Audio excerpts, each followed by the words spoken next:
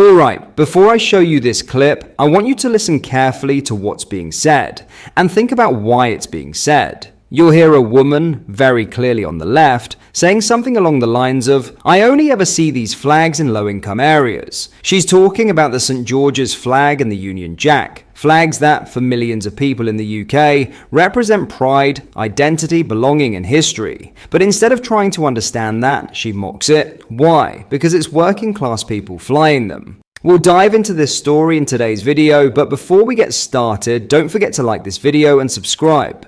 Right now, only 12% of viewers are subscribed, so join the community and help us grow. See, this is what happens when so-called progressives get so wrapped up in their own bubble, they start looking down on the very people they claim to represent. There's this unspoken attitude that if you're proud to be English or British, and you're not doing it in a polished, middle-class, Guardian-approved way, then you must be ignorant or racist, or just poor and embarrassing. But here's the thing. Those flags aren't just in council estates. They're in villages, high street, small businesses, suburban windows, football grounds, everywhere. You just choose not to notice them unless they come with a stereotype you can mock. This isn't about flags, it's about class. And it's about a growing disconnect between the elite voices in politics and media, and the everyday people who still believe pride in your country doesn't make you a problem. So with that said, here's the video. Watch it. Really take in the tone, then ask yourself who's actually out of touch. Have a watch. The only thing I've noticed with all of this England flag sticking up movement is that it's all in low income areas. As I've been out and about, that's all I've noticed. But I remember what area I'm in, I'm like, interesting. French. Like when I say low income, I'm not hating because I feel like we're in London, right? But this is most likely going to be in Greater London. But if you were to go into London, the posh parts, the richer parts, would you see this? Even if you want me to travel into London myself and prove it, the most English areas in central London, and walk around and I'll try do an England flag count. Look, there's one up there. If you're wondering, we're in Essex, by the way. So, yeah, she didn't just point out where the flags were, she clearly questioned them too. As if seeing a St. George's flag or a Union Jack is automatically a red flag, no pun intended. That kind of thinking has become way too common, where normal everyday symbols are twisted into something suspicious, even hateful. It's nonsense. These are national flags. You see them at football matches, public buildings, bank holidays. They're part of the culture. But now, because a certain class of people fly them from their windows, it suddenly becomes concerning. Give me a break. This isn't progress. It's just lazy, classist judgment hiding behind fake moral superiority. And people are fed up with being talked down to for being patriotic. In other news, Keir Starmer has resisted demands to dish out even more visas to Indian workers and students in the face of growing pressure from businesses. Traveling alongside 125 business leaders and university vice-chancellors to Mumbai, the Prime Minister batted away calls for more high-skilled worker visas for Indians to come and work in Britain. He said that was not part of the plan, and pointed out that the free trade deal agreed with Indian counterpart Narendra Modi back in July had not involved a substantial change in visa arrangements. Sir Keir also defended the presence of university vice-chancellors on board the Mumbai-bound British Airways flight when pressed by reporters.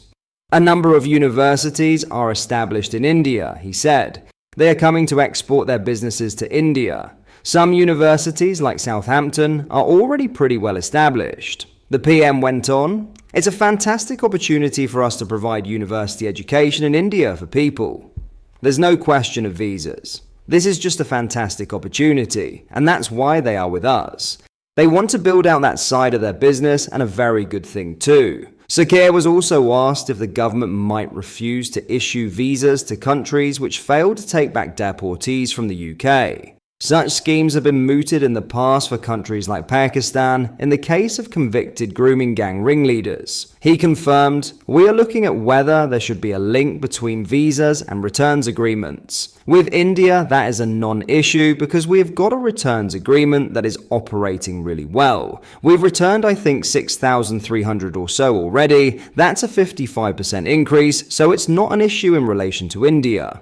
The government is under huge pressure to reduce legal migration, along with clamping down on small boat crossings, as Reform UK surges in the polls.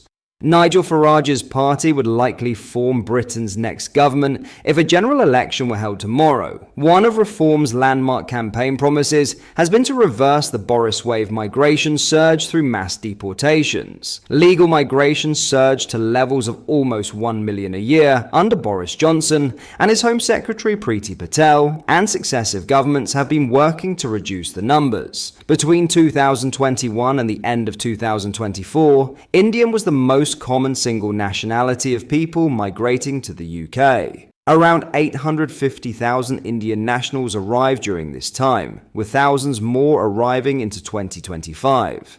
The Indian trade deal was successful without granting huge numbers of additional visas, something which had long been an ask of the Indian government. Stricter criteria has been introduced to dramatically reduce the number of foreign students studying in the UK. Many had brought relatives, and some then used the route as a way to enter Britain legally, and later either overstay their visas and remain here illegally or claim asylum. Income from foreign students has become increasingly important to cash-strapped universities. It now brings in about a quarter of all income, against just 5% in 1995. Home Office figures released earlier this year show that sponsored study visas fell by 31% between 2023 and 2024. And as foreign student numbers fall, Vice-Chancellors see India as a huge opportunity. Some 70 million university places are needed there by 2035. Keir Starmer is under threat of a cabinet revolt over budget tax rises, new reports have suggested.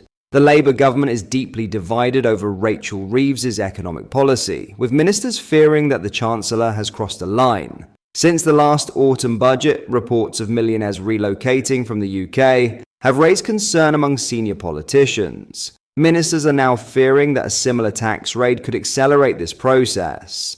Ms. Reeves has been consistently urged to change course if she is to have any hope of achieving growth, which the Chancellor claims is her primary goal. Even within her own party, Ms. Reeves has been said to have gone too far, The Independent reports. They cited anti-aspiration measures such as the abolition of non-dom status and VAT on private school fees as key drivers of wealth away from the UK. They said the measures are harming this country, with further measures reportedly being considered, including a property tax on high-value homes and a new bank profits tax. Cuts and efficiency savings were suggested to plug a budget black hole, which could be as high as £50 billion. The Prime Minister's reshuffle last month has handed more power to the right of the party, according to those on the left, pushing out the support for the more left-wing policies. However, those of the right of the party believe the government needs to rein in spending and be more ready to reform the state in a Labour way. One minister told the publication, "The trouble is, we have crossed the line in trying to encourage aspiration.